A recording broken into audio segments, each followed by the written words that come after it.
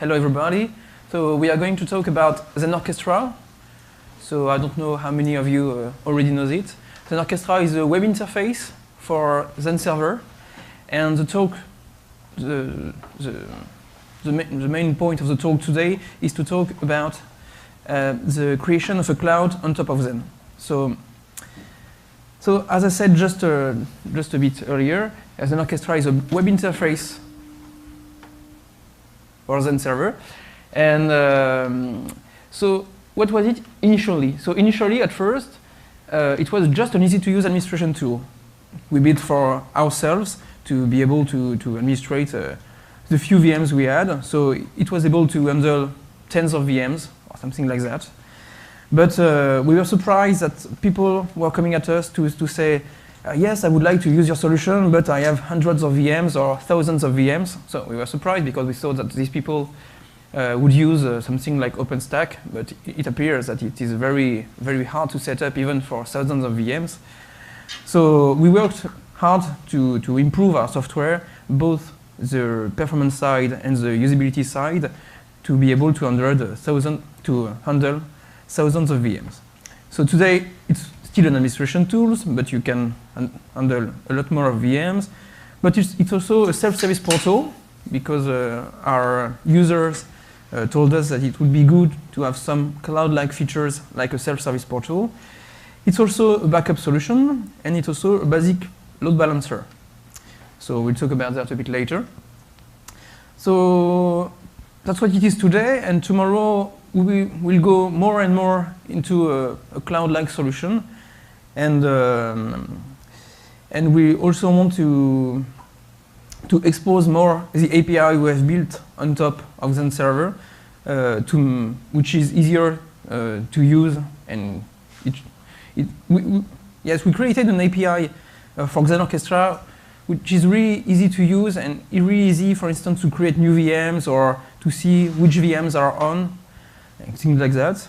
And we also want to improve our load balancer to be able to handle more complex cases. So here's a screenshot of Xen Orchestra. So this is the latest version, the 5 version 5. This is the main view where you can see all your VMs. You have a filter on top, and you can enter a complex expression to be able, for instance, to filter only running Debian VMs which are currently migrating, or things like that. But it's still pretty easy to use because you have some buttons and some predefined filters, so it's easy to use the first time. Okay, so this is a screenshot of the product. A bit of history first. So Xen Orchestra was developed first in 2009. It was created by my colleague Olivier, who needed it to administrate its VMs, so tens of VMs, and he wanted to see where its VMs were and in what state they were.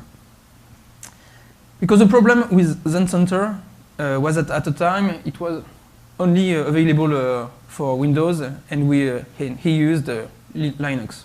So he wanted to create a web-based interface. It was based on Xen, and it was really simple and built in PHP. In 2013, we picked up the project again because there was still no nice and easy web UIs for Xen server. But it was still for internal use, so we had no intention of commercializing it. Yes. And but it still generated a much of interest from the community. So we thought maybe it would be interesting to rewrite it from scratch and to have better performance and to share it with the community. So a few months later, we rewritten the server using Node for performance, Node.js, and we rewritten also the website, because there are two parts in the Xen server. There is a server part wrote in Node.js and a client part, which at the time was coded in AngularJS. In 2014, Unfortunately, we had some other things at the time, and we were not able to develop much Xen Orchestra. So we decided to shift our job and to focus exclusively on Xen Orchestra. In 2015, we achieved that. And in 2016, we had already entirely rewritten the UI for performance and a better ease of use. So this year we have recreated the interface from scratch to be able to handle 2,000 or 3,000 of VMs. So this is what it looked at first in 2009. So it was shiny but not very efficient. This is the version that came after, maybe 2014, or something like that. So it was a bit better, but not very dynamic. This is the fourth version that was used until this year. And it was a real improvement, but we had some performance issues when we had more than a few hundreds of VMs. That's why we rewrote it from scratch using React and Redux, and it's much more efficient. There are far less bugs. Yes, and it's very efficient. And the paradigm changed a bit because, as you can see in the previous version, it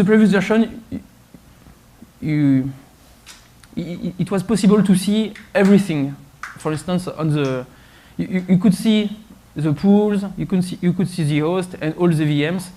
But even if it was nice for really small infrastructures, when you had a few hundreds or a few thousands of VMs, it was really difficult to be able to manage your infrastructure. That's why we decided to be VM-centric. So the new view shows only the VMs. You can switch the view to see only the host, but yes, we focused on one type of object and decided to show it as good as we can. So a bit about the architecture. So Xen Orchestra, here it's written XOA because it's the Xen Orchestra appliance. Xen Orchestra is provided already installed and configured in an appliance. Xen Orchestra sits on top of all Xen servers and all Xen pools. So you can manage all your pools at once, and it stays connected, and it monitors it, and it can do some stuff across all pools. For instance, migrating some VMs or things like that. There's the architecture still. So there is a centralized server. It was necessary to have a centralized architecture to have less connections between across the network for more efficiency, to cache some data, to have a shared authentication, which is really important with LDAP integration, for instance. So it's really important for companies. And what is really great as well is that no Xen server is directly exposed. So when you have a Xen server networks, you can have all your pools and all your hosts, all your VMs in a dedicated network, and you put Xen Orchestra in this network, and you just have to expose it. To expose just Xen Orchestra and not directly all your hosts. So it's a kind of a proxy in the middle, and you don't have to expose your infrastructure to be able to manage it remotely. So please, I didn't tell you about that, but if you have any questions or if I'm not clear, which I know I am a lot of the time, please feel free to interrupt me. Okay? So this is what it would look like if there were no centralized servers. So you can see there are an exponential number of connections, but with the orchestra in the center, there are few less connections, very few connections. So I'm going to let Oliver speak about the cloud features. Thank you. So as we said, Xen Orchestra is now able to handle a lot of stuff, and when we talk about cloud, you maybe think about Cloud Stack or OpenStack, and for us, we wanted to make something very simple for the users, because a lot of people from the community or customers are coming to us and telling, well, I've got hundreds of VM, but I don't want to try to install OpenStack. I tried maybe one day, it's really complicated, and then I want something just works in my current infrastructure. So the goal for us is to start small and add features step by step. So that's what I call the bottom-to-top approach. It means as the opposite of a big project like OpenStack, which is started for very large infrastructure, we are starting small and then growing step by step. By keeping in mind we want something simple. It means no agent, no configuration to do on your hosts. You just have to add the IP of the Xen server host and click on connect, and that's all. So for example, if you have maybe 100 hosts, you just have to add their IP and that's it. Nothing more. That's our goal. So some features which are cloud-like. The first one is ACLs, then self-service, and finally we'll talk about Cloud-Init. So ACLs. Basically, it was the first step toward the cloud for us. It means we wanted to do something easy. So in this case, we want to let users or developers make action on their own VMs. I mean by that, I'm an administrator, I create my VM, and then I can assign someone or a group of users to the VMs I created previously. So we created 3 roles, viewer, operator, and administrator. For example, an operator can power cycle its VM, so when you do something nasty on the VM, you don't have to answer a call, you can do it yourself. So it's nice if you are an administrator. As you can see here, that's just a small screenshot of the interface. So you choose a group of people, could be users, so it's the group developers. You choose some VMs or any objects, could be host or storage repository, that kind of stuff. And you choose the permission and you click on create.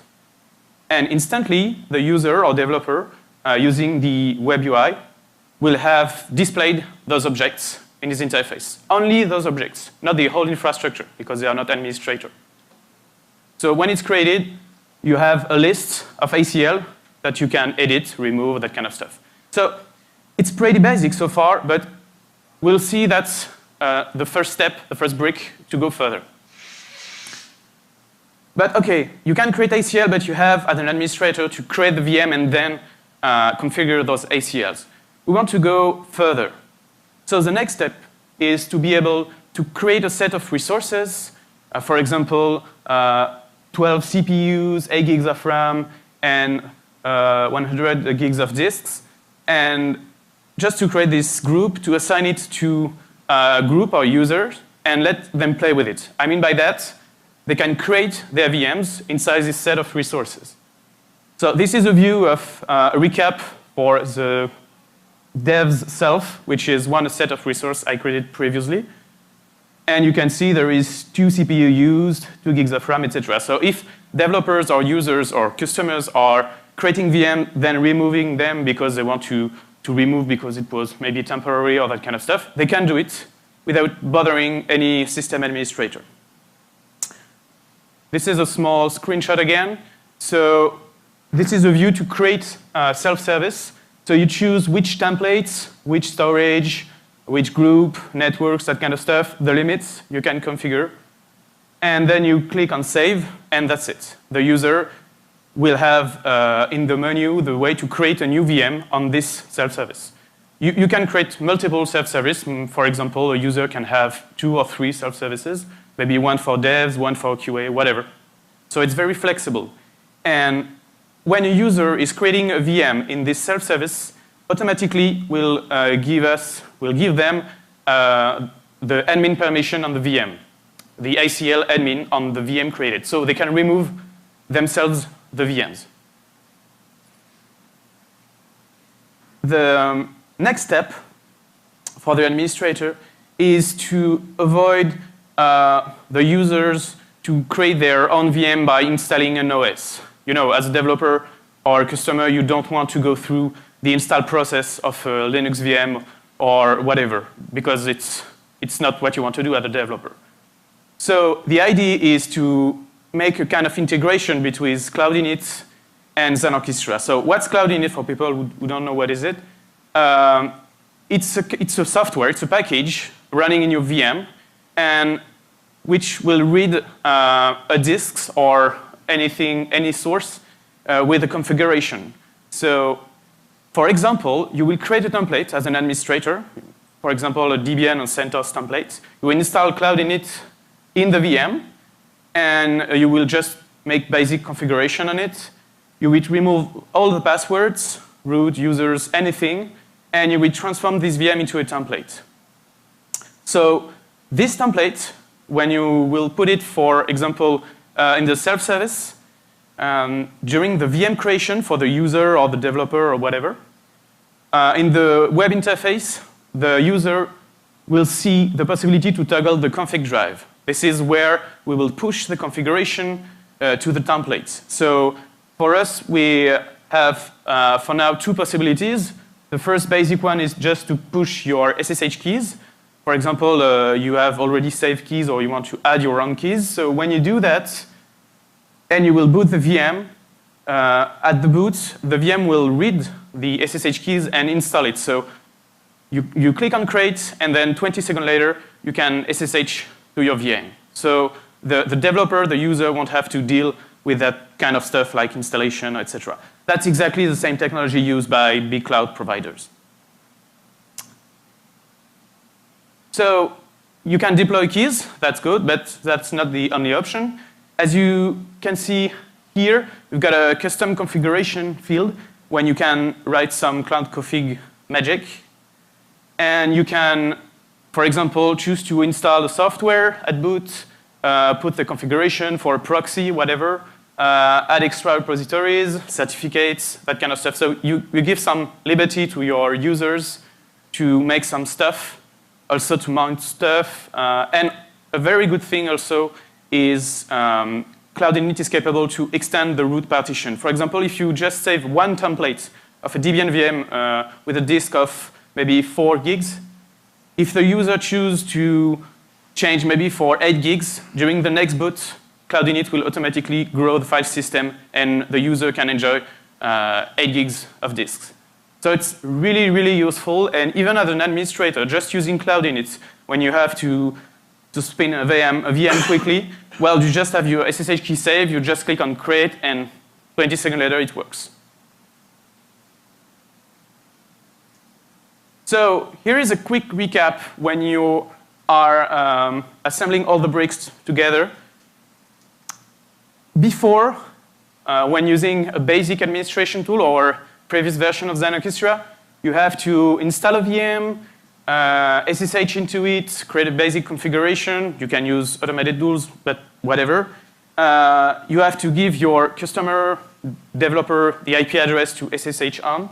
And as a developer, when you have the VM, maybe you can break the VM, and you have to call your sysadmin, wait for a manual operation, reboot, reinstall, whatever, and then go back again, breaking the VM if it happens, but it happens sometimes.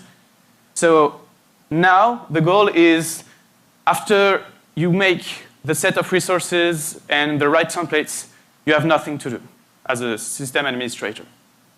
So if, as a developer, you, for example, making a lot of stuff in your VM and maybe you are doing nasty stuff or removing files, it's not a problem. It's just remove it and creating in 20 seconds.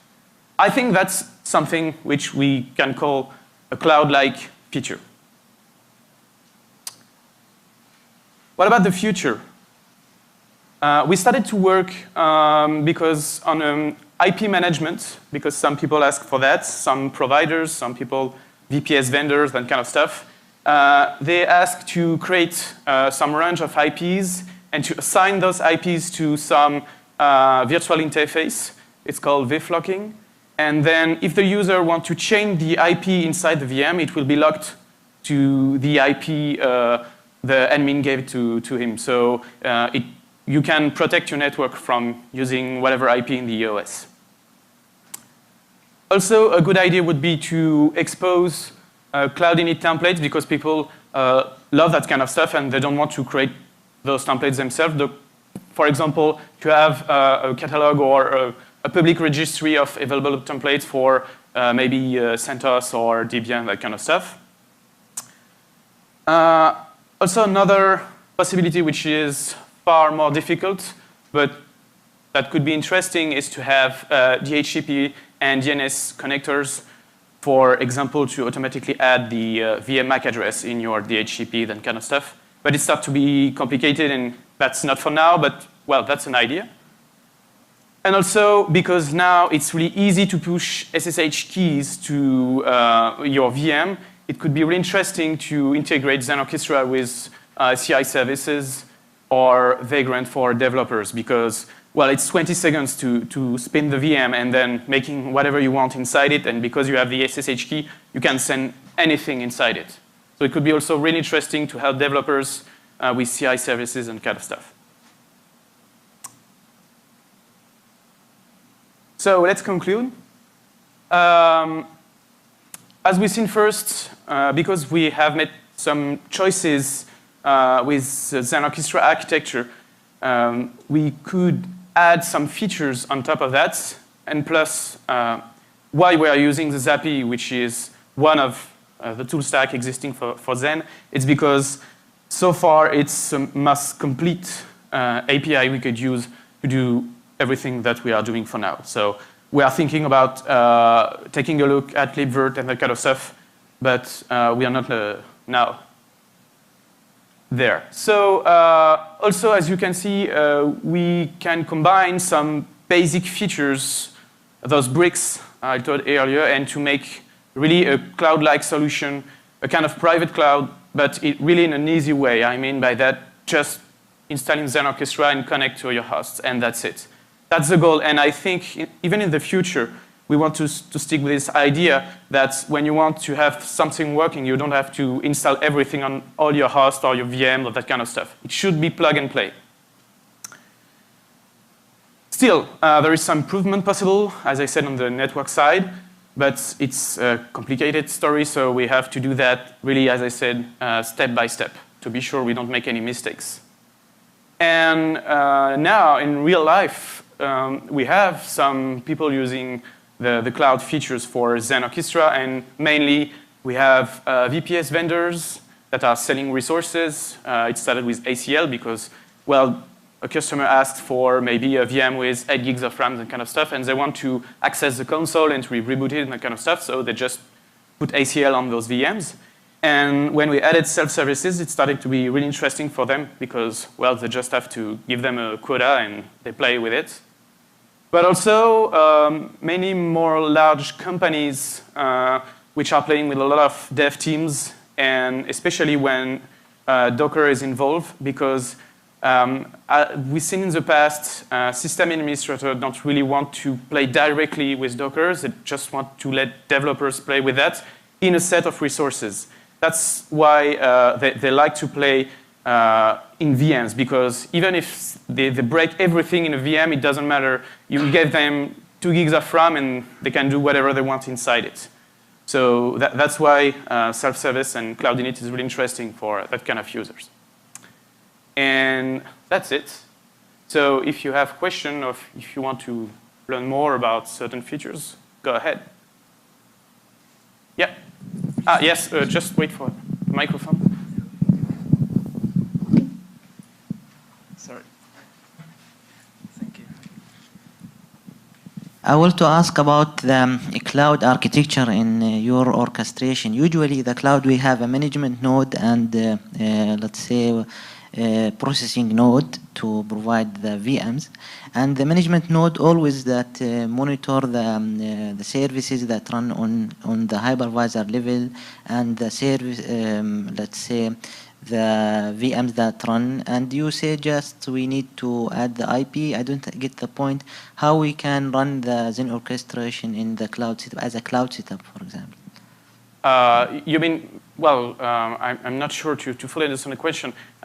Is it your question be about managing IP addresses? No, I mean a general management for the cloud. Because we are going in, what I understand, you approach to get a cloud management. Yeah, not a well, VM that's the management. goal, but the Yeah. Xen Orchestra is running on-premise, inside the wall of the company. So it's totally a private cloud. Yeah, I get that, but Yeah. I mean, it will be a member of the computation node. It will be a management node, a standalone management node. Because from my experience, I know the cloud architecture we have, for example, a computation node and management node that control to have the cloud service, to get the cloud service. Because user, as you say, we have a self-service. So Yep. user, we have to log in using a portal. So this portal must be run always.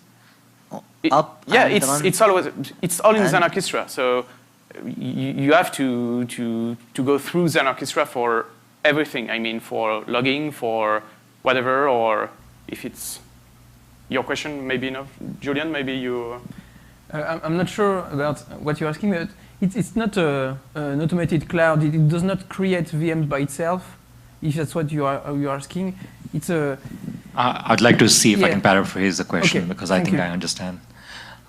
The Orchestra appliance Yes. is running on the same servers Yeah. as the final VMs that are going to be instantiated. It can. It but can, yeah. It's not mandatory. It's just a software. It's connect to the Xen pools, but you can run it on in the same pools, but you can run it from anywhere. You just have to enter the IP of Xen pools, and it will administrate it. Does it answer your question? There was a question, right? Whether it is part of the same servers, is it run on the same servers as the VMs, or in a dedicated server? Yeah, but what I mean, Right. usually the cloud service must be run always and must be monitored the hypervisor and the hardware. That's what I understand. That's what I'm asking about. So it must be have dedicated servers and not just plug and play. Yes. So Zen's Maybe I can give you the mic. Thank you. Xen Orchestra strictly speaks to the Xen server API. So underneath all of this, there is the Zappy toolstack component and the Xen hypervisor and all of that. So you're talking to Zappy to make all of the low-level operations happen. So the orchestra can be switched off, and it will still work. Is your question? Yeah, it's just a management tool, a management high level tool that give order to Xen server. But if you switched off the orchestra, what you have created, the VMs you have created, are still there, and it will still work. But all the other functionalities, for instance, the load balancer or the backup, the integrated backup solutions, you need for that Xen Orchestra to run continuously. Okay? Thank you. You're welcome. I'm sorry. We are sorry. Other questions? No? Okay, so thank you very much. I just want to add that Xen Orchestra is an open source software, because I don't think we said it, even if it's obvious. All development is on GitHub if you want to look or to ask some questions or raise some issues. Okay, it's already welcome. Always welcome. Thank you very much.